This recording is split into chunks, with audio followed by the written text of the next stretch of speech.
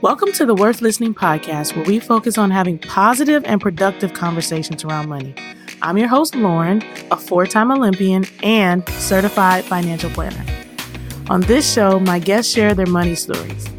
Everyone has a unique story and experiences both wins and losses when it comes to money. My intent is to give listeners something they can relate to, something that builds their courage to be open and take control of their own money story. When I'm not creating a great show for my listeners, I'm running my company, Worth Winning, where I help individuals and families organize their finances. Check us out at worth-winning.com.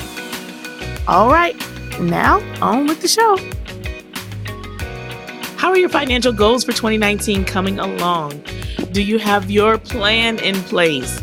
We are 5 months-ish in, people. We are not even halfway through the year, so you can still achieve everything that you set out to do in 2019. And if one of those things was organizing your finances and you have not yet started laying the foundation, please do reach out to worth-winning.com. We can help you get your money life together. Okay, today I'm excited to have Andrea McGrew here to share her money memoir with us. Andrea is Chief Compliance Officer and the Chief Legal Officer at USA Financial. She attended college on a full scholarship for swimming and earned a degree in broadcast journalism. While in school, she worked at Fox Sports, but decided ultimately she wanted to go a different direction and head to law school after graduation, where she decided to focus on business and securities law. Now, Andrea focuses on creative ways to make effective compliance procedures. And as a financial person, I know all about how much we hate compliance. But Andrea's doing it in a way that's relatable and prides herself on developing the relationships with her advisors and clients and really breaking down the compliance stereotypes. She's also the host of her own podcast called Be UnNiched, which aims to support women that work in the financial services industry. Andrea breaks it all down for us, sharing everything from her experience with student loans to how she and her husband handled merging their finances, which is a really hot topic nowadays. How do 1 and 1 become 2? She also shares why she thinks it's helpful to work with a financial advisor. Let's listen to Andrea share her money memoir with us. Okay, Andrea, it's so great to have you on the show today. I am super happy that we were able to connect and can't wait for others to hear your money memoir. Thank you. I am so excited to be here. Thank you for having me. So I just told everyone a little bit about what you're up to now, but every story has its own introduction. So tell us a little bit about where it all got started for you. For me, it kind of got started, I didn't have, growing up, I had a pretty great childhood. I had pretty strict parents, I would say. And my dad was always really financially, fiscally conservative, a bit of a tightwad. I would say we joke with him that it's his Scottish heritage that's coming out. But yeah, he was a bit of a penny pincher. And so I can remember back in the day having my dad sit me down in high school and he'd want me to make this budget. And I'm like, ugh, got a budget. The big bad B word. The big bad B word. I'm like, no, this is not me. This is not who I am. And even to this day, so I don't know if it's me rebelling against that or what it is, but I am still not a budget person.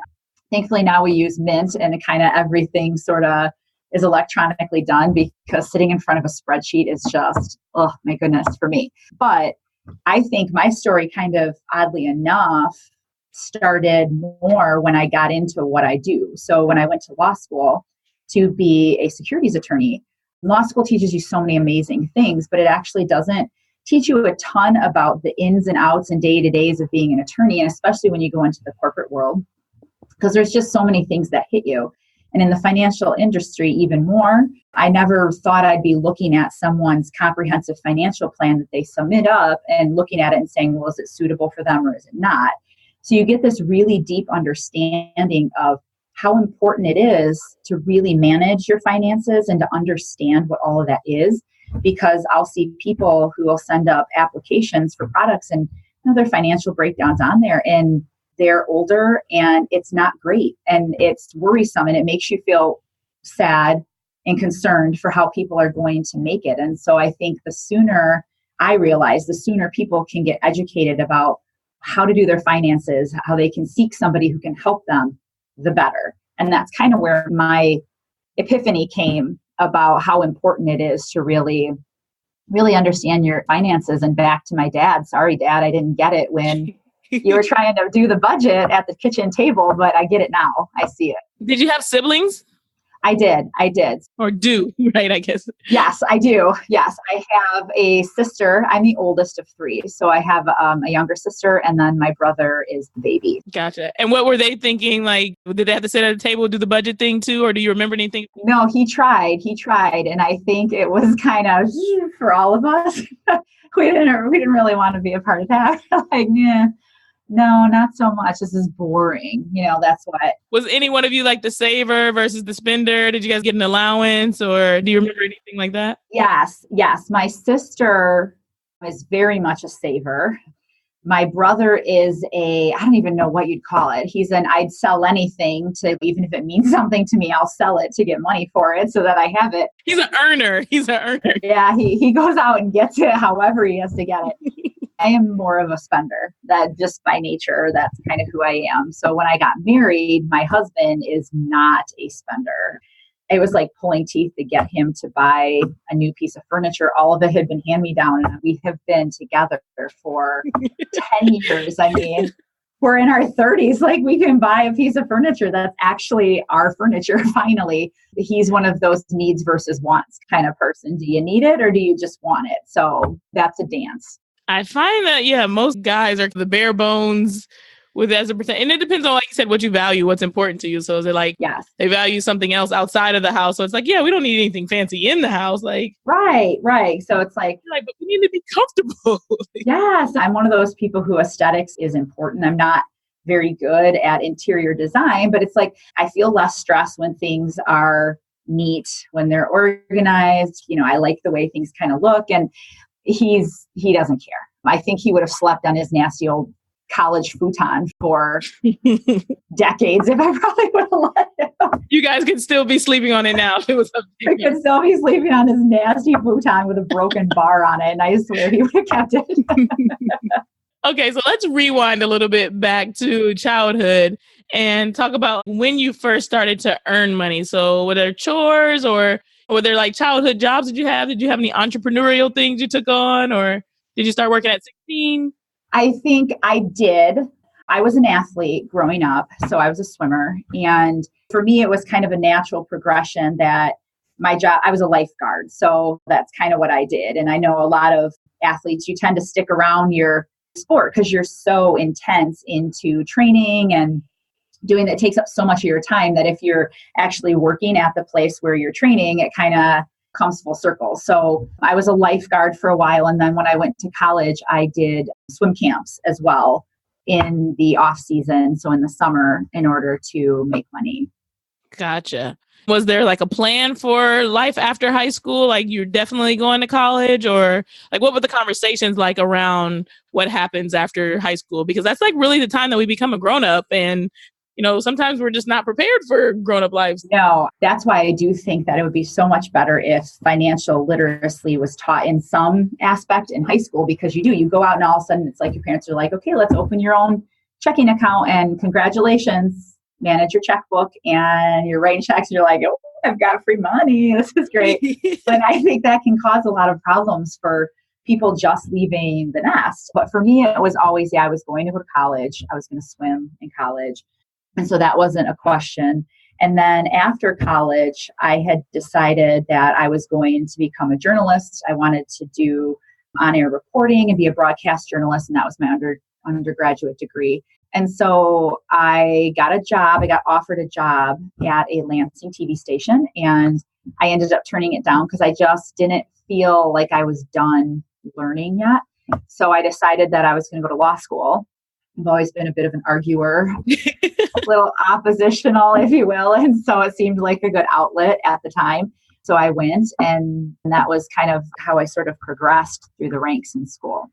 Okay, so you're thinking about working, and then you decided to go back to school. And so what kind of financial decisions had to be made around you choosing to go back to school versus going into the workforce? It's a huge consideration because law school was not cheap. And so, I think at that time, the whole total law school education experience was $80,000 or something like that. So that is really something that you had to sit down and say, you know what, there's going to be debt involved in this. And am I okay with that? And I decided that I was. I was really fortunate that I did not have to pay for undergraduate at all because I was on a scholarship. So that was really a blessing because I saw my husband, he ended up taking out loans for undergraduate and for law school. We met in law school.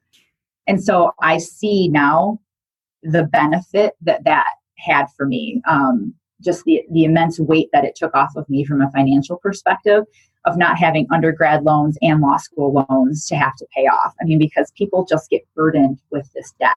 And that is just so hard to come out of. So for me, that was my biggest consideration, was sitting down and looking at it and saying, okay, I can make X amount if I work.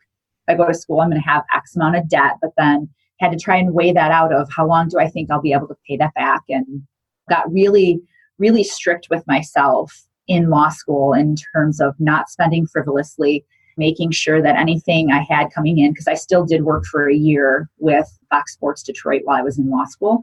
So I did some work with them.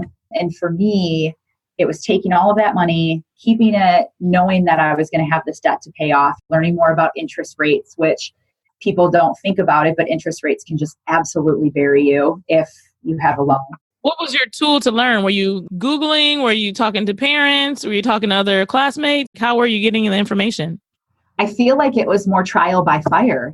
Talking to my parents, of course, my dad was super ready and willing to go like, okay, well, here's your budget, finally, and here's what this means. And so my parents did help me walk through it. But a lot of it was the three of us huddled around a computer looking at like FAFSA and all of these different student loan things and different scholarships and grants that you can get, and just trying to figure all of this information out and really looking at, well, what does it mean if I have this percentage of interest rate and, oh, it dropped? Can I restructure my loans under this lower interest rate? And what does that actually mean? So a lot of it was trial by fire by going through the process, because none of us had done that before. So my parents hadn't ever had to do that either. So I think that was a big learning curve for us. I wish there had been more, and maybe there is now, but I wish there had been more out there, because I did feel a lot of it like we were trying to figure it out on our own.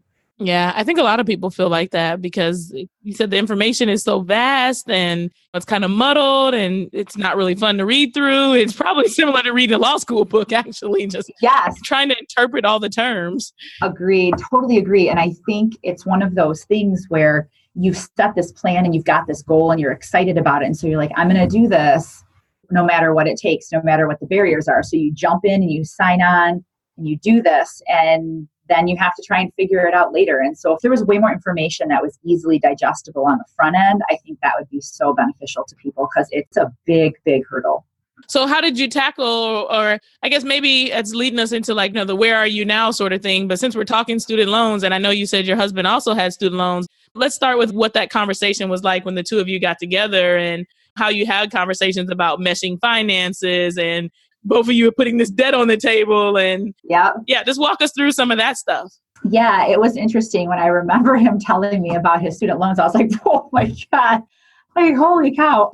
And it was just naive of me, and probably it is just me not recognizing my privilege at that point to have in it. And I say that, but as athletes, we work really hard, and you do put in a ton of time and a ton of effort, and it is a job.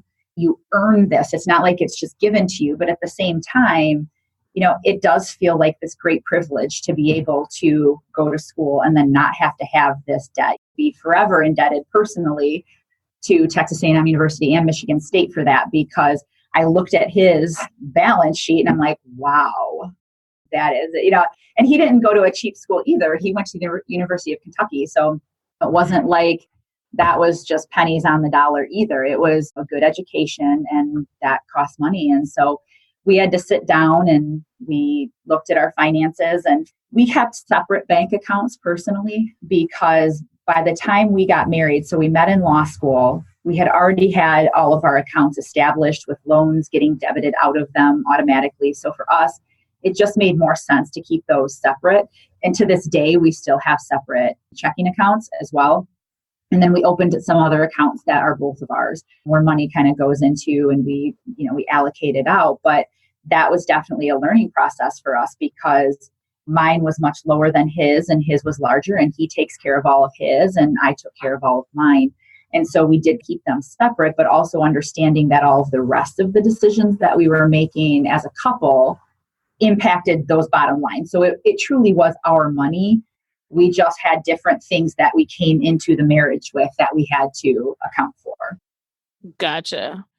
No, I think it's a really good point that the way that you guys had some open discussions and talked about what to do, got a good plan in place. But I think there's also those times where you're just like, is this the right plan or did I do the right thing? So in that vein, can you think of any times during your life up to this point where you made some sort of financial mistake or something that you feel like is a financial failure, and how did you handle it or rebound from it? I wish that I had gone for more assistance in law school. So I think that was one of the things that I wish I had looked into a little bit more. I kind of was like, you know what? It'll be fine. I'll just repay it. No big deal. I'm not going to go and apply for, money, scholarships, whatever. But I think every little bit helps. And so I think anybody who's looking to take on that, whether it's undergrad or graduate school, whatever it might be, look into those opportunities more because I wish I had done that. And any little bit you can whittle off is less money that you're going to be kind of, because you don't regret doing it. But when you have to pay those, they don't go away. Even whether you have a downturn or things aren't going well for you, those loans are still there. So the smaller you can get those, the better. And I think that's one of the things I wish we had done, especially me. But anytime you do those things in life, the big life stages, it's scary. Like when we bought our first house, you sit there and you're like, oh my God, did we make the right decision? Because all of a sudden now we have this mortgage payment and they adjust it as it goes for taxes. So you think you're paying this. And then after the first year, you're like, holy cow, I'm paying what? Like it changes. Surprise. Like surprise. I remember calling my dad crying and I'm like, oh my God, what did I do? This is a huge chunk of our monthly income at the time. And he said, listen, it always works out. He's like, just be smart.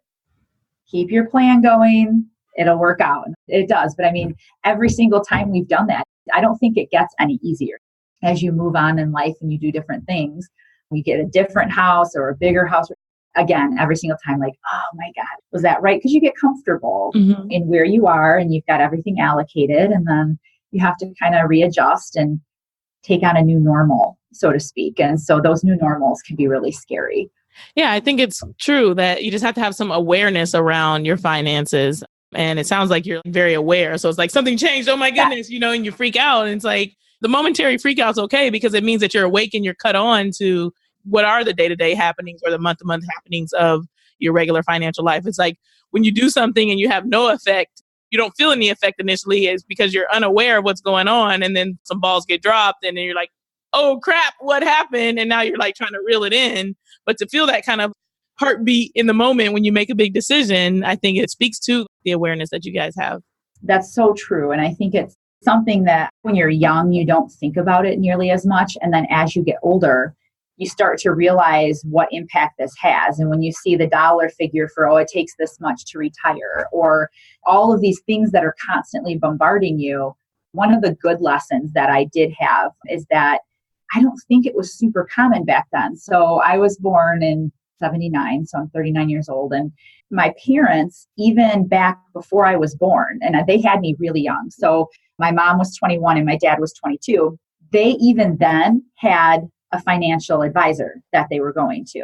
Even at that age, they didn't have a ton of money at that time, but it was still, they had the foresight to say, you know what, this will be important to us at some point. And so for me, that was a really good lesson that I did see, was seeing them do that and recognize that getting help is important. Seeking somebody who's a subject matter expert who can kind of point you in the right direction is important. And having that plan and focusing on the future and just being conscious of all of that. It was really well situated with me because I thought to myself, I'm like, okay, at least they figured that out and they figured it out young. That was powerful.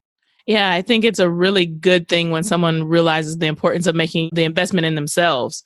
Because that's really what getting a financial planner or someone in your life like that is. It's who's going to offer me objective advice so that I can make the most of whatever opportunities lie ahead, because I can't see everything myself. Sometimes we have these blinders on, we're super focused, we're trying to do things right. But if someone doesn't step in and say like, hey, did you ever consider this? You don't really know. You need some checks and balances in place, because otherwise you and I are both in the financial industry, and I'm sure we don't have it all figured out. I'm a financial planner that has a financial planner. I do too. Yeah, I believe in the advice and objective advice, because everybody gets those blinders on. It doesn't matter how much information you have available to you. It's constantly being able to learn, constantly evolving, constantly getting new information so that you can continue to optimize your situation. Yes. You don't know what you don't know. Exactly. Yeah. You don't know what you don't know. With that said, what are you doing now to further get financial knowledge? Like, where are you finding information now, and what are you doing to grow financially? Like you said, I have a financial advisor of my own.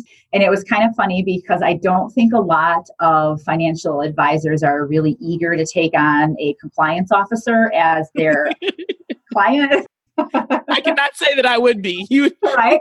Because it's like, we all know things go on, and then you've got this compliance officer being like, wait a minute, I'm not signing this form, it's blank, or whatever it might be. And I don't think a lot of people are really eager for that. But thankfully, one of our friends from law school actually went into practice with his dad. His dad had a long-standing practice, and so we hired him and his team to be our financial advisors. And that has really been huge for us, because there are so many investments out there and products that you can invest in, and vehicles and platforms. And no one person has the access to all of, like, you can't just access them on your own. You need some help trying to get to those. And so for us, that has furthered our financial understanding and sort of investment understanding, is going through that. And now I'm to the point where if we make a purchase, I email them and I'm like, are we good? Here's what it looks like. Let me know ahead of time if you think we can go through with this or if we should hold back. And I think for us, that's been huge. I'm kind of at an advantage, like you, being in this industry, because you read, you see the products, you hear about things happening. And so you get this better understanding of maybe the inner workings, pulling back the curtain a little bit, than somebody who's not in the industry would. But I have even found having my own financial advisor has been so helpful for me, opening my eyes to all the things I could potentially do with what I'm earning.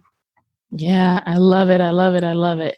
I'm just a big proponent of objective advice. And like I said, always getting information from everywhere information can come from, so that you can continue to weigh your options too. Exactly. It's a corollary to the law profession, where I think it was Abraham Lincoln who said, the man who represents himself has a fool for a client. And I think that that's absolutely true in financial advising as well. I'm not going to go and sit and tinker around, because you can have some success with that. But I also think there's a certain, I say my dad has that. So we always joke, because some of the tools that we have here at USA Financial and some of the investment advisors we have, we're all about taking the financial or the emotion out of investing, because we know when you invest with emotion, it doesn't always go so well, like, oh, not at all. But my husband's had this IBM stock for 50 years. Well, it's tanking, so you should probably get rid of it or whatever. So my parents, even though they have a financial advisor, he's the one that gives them the objective advice. And then he's like, okay, my dad has this this little bit of money that he gets to use his emotional investing. So if there's something that strikes him, or a cause or something that's important to him, he'll use that money to do those purchases and play with the stock market a little bit, understanding that it's not his whole portfolio. It's this one little chunk, sort of the play money, so to speak. And I think that that's really important, because you want to have somebody who can guide you to these objective decisions where your heart and soul isn't in it, because sometimes you're not going to make the best, most objective choice. Play a little if you want, but have somebody help you make the smart choice. For sure, for sure, for sure. All right. We have made it to what I like to call the final sprint. Ooh, We're going to do some rapid fire questions. Okay. Are you ready? I feel like I'm on like Family Feud or something. This is a swim competition. You have to win this thing. I know. I have to sprint. Okay. I'm ready. All right. You've got $20 in your pocket right now. What do you spend it on? Food. Food. That is unequivocally the most answered question. Food. Lemon heads, actually, probably. I would just go buy $20 worth of lemon heads right now. Worst financial advice you've ever received? I can't honestly say that I actually have had a whole lot of bad financial advice because I've always had a really objective financial planner in the mix. So Okay. thankfully, I haven't had any because I sought help. All right. Let's go on the upswing then. What's the best financial advice you've ever received? The best financial advice I ever received was working here and learning to take emotion out of the investing, to make sure that you're not just investing with your heart, that you're investing with your brain. Yes, I love it. I love it. I love it. All right. Worst money habit? Everybody's got one. A Lululemon is my worst money. I can't walk into Lululemon without having my husband, like, his face go red when I come home. So basically, if I'm not wearing work clothes, I'm wearing workout clothes. And so Lululemon is my guilty pleasure. Tell me your best money habit. You did say you were the spender of the family. So. Yes, I am. I actually think, though, that sometimes spending can be your best money habit, depending on how you do it and if you do it smartly. And that's not to say that I always do, but I think by being a spender, I help us have better experiences in life. I use it to do experiences, to help my kids have experiences, to help us kind of branch out and really live this life, because that's what we're working for, right? Is to have this life. You just got to be smart about it. And so in a way, I would think that my spending is probably my best money habit if I do it correctly. I love it. I love it. Yeah, I always say money is a tool to help you live the life you want. It's not the goal. Yes, it's not the goal. The same dad who was doing the budget spreadsheets is also the same dad who still his philosophy was, it's just money. It's just money. You just got to be smart about it, and you just have to use it to do the things that you want to do. Yes. All right. Finish this sentence. That awkward financial moment when? Oh man, that awkward financial moment when your husband sets the spending alert at $50. It gets alerted every time it exceeds $50. And then you have to have the cheapskate conversation because you're like, $50. You can't even go to the... That thing is going off all the time. I can't buy my lemon heads with $50. I don't know what you're talking about.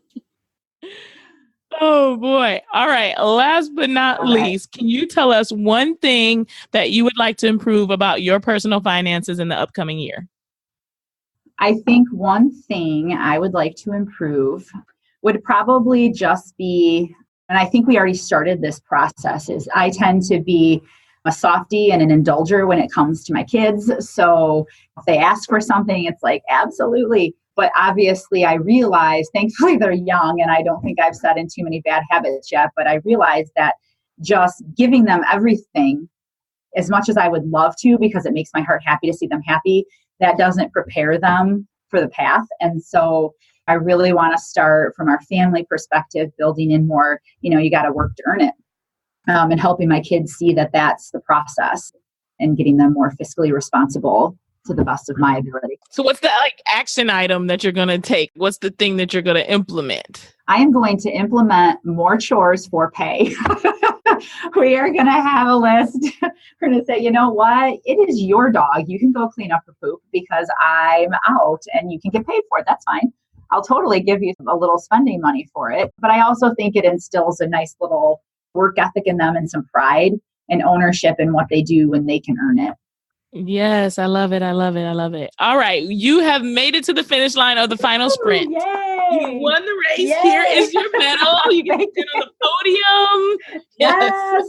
I know. I don't know how sprinty I did on those. Some of them I was a little long-winded, but that's... No, you totally won. I make the rules at this Olympics. So I love it. Now that you're standing on the podium, it is your time to shine. So go ahead, shout yourself out. Tell us how we can support you, where we can find you. I know you're working on a really cool women's initiative. Tell us whatever you want to tell us. Yes.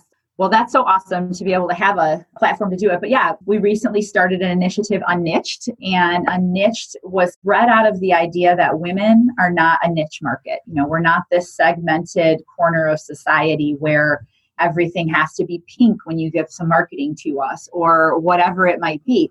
women are set to take over approximately $22 trillion in the next couple of years as investors. And so we as an industry need to be prepared for that and to help women have the tools not only to succeed as financial advisors, but also for investors to feel like they have some control and that they can seek people out as good resources. And so UnNiched aims to do that. And we do inspiring stories with amazing women. And we try to do them mostly from a slant where most people would benefit from it, but it's a slant on the path that we walk as women all the time. So commonality, support, and just being there for one another to make this industry a better place. Okay, but you didn't tell us where we can find you. Where can we find you? You can check out the initiative at beunnniched.com. And then also you can link to it through usafinancial.com. So that's the company website. And then the actual initiative itself is UnNiched at beunnniched.com. And we're on LinkedIn and Facebook and Instagram. So UnNiched can be found there too. And so I would just encourage anybody, be UnNiched, come check it out and let's make this a better industry. Andrea, it was so great having you on the show today. I am really, really, really happy that you were able to be a guest, and I look forward to becoming part of the UnNiched community. You will for sure. Thank you for having me. It is really such an honor, and I'm just so happy that having seen this for 15 years, I'm just so happy with what you're doing because people need you and they need this information. And so kudos to you. It's a privilege, and thank you. I hope you enjoyed listening to Andrea share her money memoir with us. She brought up some great points like the importance of carefully weighing your decision to take out student loans. She also shared why it's important to work with an expert in the financial industry, something she learned from her parents as a child. Our word of the day today, blinders. Andrea mentioned how easy it is for us to put blinders on. Blinders make it quite difficult for us to be able to see all the various aspects of what we're trying to see. And in this particular instance, our finances. You don't want to have blinders on as it relates to your finances where you can't see everything about your financial picture. And even if you have those blinders on, that's why having a financial professional in your picture can help you because they're taking an objective look at all perspective instead of just the one route that you're trying to take.